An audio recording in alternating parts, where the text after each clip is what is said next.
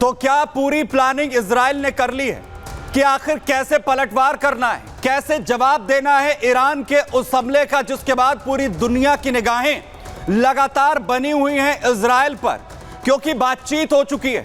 खुद नेतन्याहू को फोन किया गया, अमेरिका से फोन आता है, बाइडेन फोन पर बात करते हैं और उसके बाद उन्हें बताते हैं कि आखिर कैसे पूरी स्ट्रैटेजी आगे प्लान करनी है और कैसे हमला यहां पर होना है। क्योंकि यह कहा इसलिए भी जा रहा है कि प्लानिंग हो चुकी है, क्योंकि ईरान घबराया हुआ है।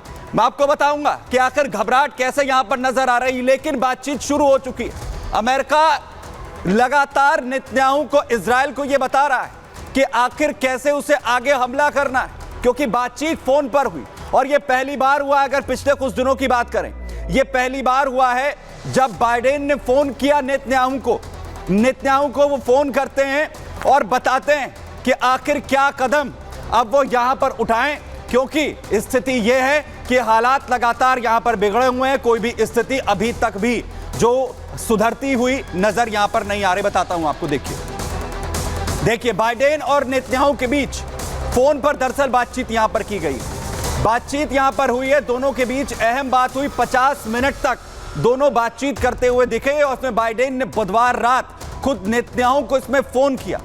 दोनों के बीच ईरान के मिसाइल अटैक पर बात हुई, ईरान पर काउंटर अटैक के इजरायली प्लान पर दोनों के बीच बातचीत बताई जा रही है। हमले की तैयारी के बीच पहली बार बाइडेन ने फोन किया।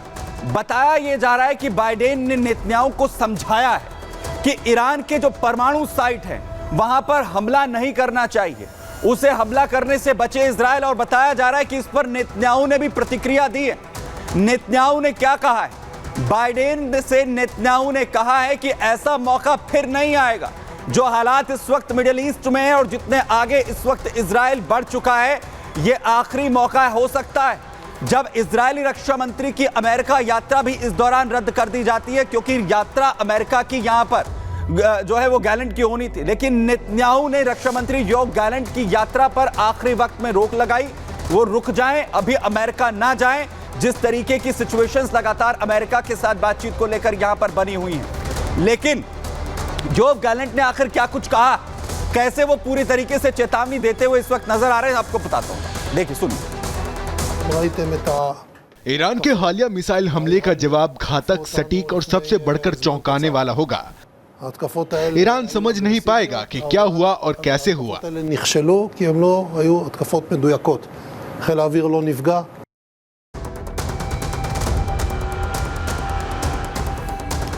तो वहीं एक तरफ जो है वो गैलेंट साफ तौर पर कह रहे हैं कि हमला कितना भीषण होगा इसका अंदाजा कभी ईरान को नहीं होगा। और वहीं जहां एक तरफ इस हमले को लेकर पूरी दुनिया की निगाहें इस पर बनी हुई है, क्या किस तरीके से पलटवार वहां पर होगा, लेकिन क्या ईरान पर अब हमले का जो काउंटडाउन है उसकी शुरुआत हो चुकी है। बाइडेन और नेतन्याहू की बात होती है और उसके तुरंत बाद ही गैलेंट की तरफ से बड़ा बयान दे दिया जाता है। इजराइल के रक्षा मंत्री योआव गैलेंट जो ईरान को धमकी देते हुए नजर आते हैं, फोन कॉल के तुरंत बाद दरअसल योआव गैलेंट ने 2 टूक चेतावनी यहां पर जो है ईरान को दी। इजराइल का हमला घातक होगा और बेहद सटीक होगा, ईरान को इसकी भनक तक नहीं लगेगी। इजरायली हमले से ईरान सकते में आ जाएगा, वे समझ नहीं पाएंगे कि क्या हुआ और कैसे हुआ। इजराइल का हमला अचानक होगा और बेहद भयानक होगा। ईरान का हमला आक्रामक था लेकिन सटीकता नहीं थी, लेकिन जो इजराइल पर हमला करेगा उसे गंभीर परिणाम यहां पर भुगतने होंगे, यह गैलेंट की तरफ से कहा गया। लेकिन सब इंतजार अब यह कर रहे हैं कि जब इजराइल की तरफ से चेतावनी दी जा रही है तो यह हमला आखिर कितना भयानक होने वाला है। देखिए,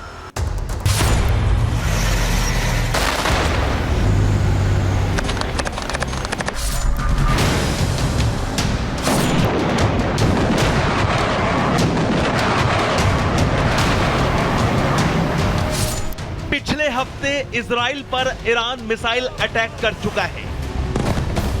अब इजराइल ईरान पर जवाबी हमले की तैयारी कर रहा है, लेकिन ईरान पर काउंटर अटैक की तैयारी के बीच इजराइल के प्रधानमंत्री बेंजामिन नेतन्याहू के फोन की घंटी खनखनाई और ये फोन कॉल बुधवार की रात अमेरिका के राष्ट्रपति जो बाइडेन ने मिलाया।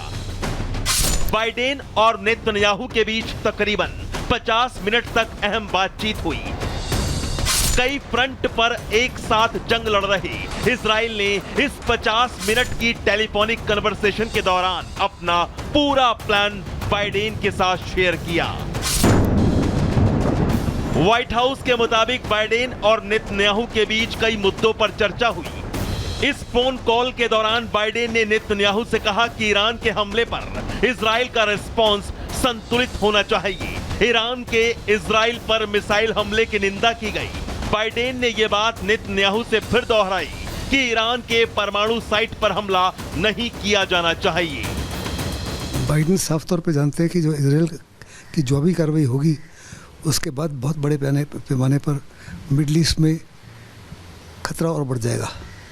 इसलिए बड़े तौर पर उन्होंने खुद फ़ोन किया है नेतन्याहू को, उसको समझाने के लिए कि उनकी जवाबी कार्रवाई ऐसे होनी चाहिए जिससे किसी प्रकार से उनके जो न्यूक्लियर इंस्टॉलेशंस हैं या उनके ऑयल इंस्टॉलेशंस हैं उनके ऊपर हमला ना करें।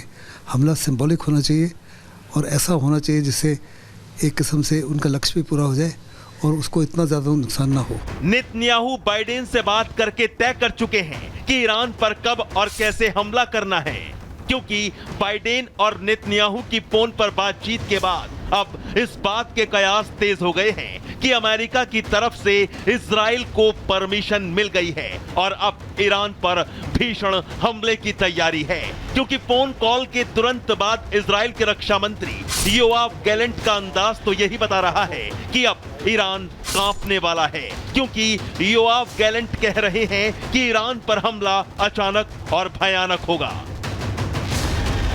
इजराइल जिस तरह से ईरान पे अगर अटैक करता है तो ईरान में काफ़ी कन्फ्यूजन और डर की जो लहर चल रही है उससे ईरान काफ़ी चिंतित है।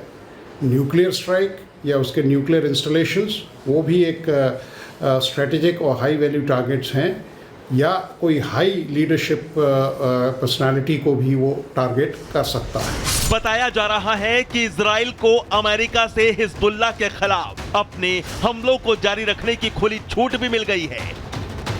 इजराइल इस वक्त लेबनान में घुसकर अपने ग्राउंड ऑपरेशन को आगे बढ़ा रहा है, साथ ही आसमान से भी बेरूत समेत लेबनान के कई शहरों पर लगातार बमबारी की जा रही है। नेतन्याहू ने कसम खाई है कि वो हिजबुल्लाह का खात्मा करके ही रहेंगे, लेकिन जिस तरह से इजरायली रक्षा मंत्री योआव ने बयान जारी किया है उससे अब ईरान पर हमले का खतरा साफ मंडराता दिख रहा है। Bureau report, Republic Bharat. तो चेतावनी इजराइल ने दे दी है और ईरान में घबराहट देखने को मिल रही है। अब ईरान की तरफ से क्या किया जा रहा है वो आपको दिखाता हूं, क्योंकि एक अहम तस्वीर सामने आती है जहां ईरान के विदेश मंत्री पहुंच जाते हैं मुलाकात करने सऊदी अरब। मुलाकात होती है उनकी मोहम्मद बिन सलमान जो क्राउन प्रिंस है उनके साथ, अब्बास अरागची, और कहा यह जा रहा है कि यह मुलाकात जो है वो इसलिए हो रही है कि ईरान में घबराहट साफ तौर पर देखने को मिल रही है। जो ईरान है वो इस वक्त घबराया हुआ है, क्योंकि अब तय लगभग हो चुका है कि आखिर कैसे जो इजराइल है वो हमला यहां पर करता हुआ नजर आएगा, और इसी हमले के डर से इस वक्त ईरान घबराया हुआ है। इजराइल के खिलाफ दरअसल ईरान एक नया मोर्चा बनाता हुआ यहां पर दिख रहा है। ईरान इन दिनों अरब देशों के दौरे करने में लगा है, जहां पर ईरान ने अपने दौरे की शुरुआत सऊदी अरब से कर दी है। यहां सऊदी अरब जो कि लगातार इजराइल का दोस्त अब माना जाता है, इजराइल के खिलाफ ईरान अब सऊदी अरब को साधने में जुट गया है, क्योंकि ईरान पर इजरायली हमले की जो संभावना है वो बेहद ज्यादा इस वक्त बढ़ी हुई नजर आ रही है। और इस बीच ईरानी विदेश मंत्री अब्बास अरागची सऊदी अरब पहुंच जाते हैं, जहां पर सऊदी अरब के प्रिंस बिन सलमान के साथ उनकी मुलाकात होती है। मुलाकात में ईरान समर्थन मांगने की कोशिश यहां पर करता है। सऊदी अरब के एक स्टेट मीडिया के मुताबिक यह कहा जा रहा है कि ईरान सऊदी ने मिडल ईस्ट के हालात पर यहां चर्चा की है। सऊदी और ईरान के संबंध काफी वक्त से लगातार खराब हैं। हाल ही में ईरान ने अरब देशों को धमकी भी दरअसल यहां पर दी थी, ईरान के खिलाफ हमलों में सैन्य अड्डे का इस्तेमाल न होने दे, इसकी मांग ईरान यहां पर करता हुआ नजर आ रहा है। यानी जो घबराहट है वो ईरान में दिखने लगी, और इसीलिए इजराइल के खिलाफ अब वो अरब देशों को जोड़ने में लगा है, क्योंकि उसे पता है कि इजराइल की तरफ से हमला कभी भी हो सकता है। सरकार में फिलहाल के लिए इतना ही।